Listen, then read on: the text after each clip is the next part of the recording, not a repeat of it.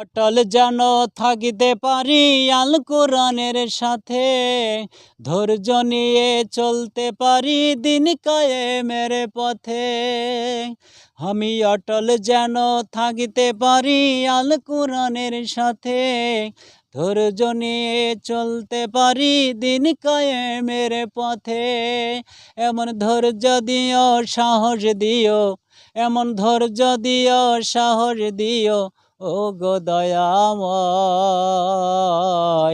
তোমার পথেই চলতে গিয়ে মরণ যেন হয় আমার, তোমার গানে গাইতে গিয়ে না পায় যেন ভয়।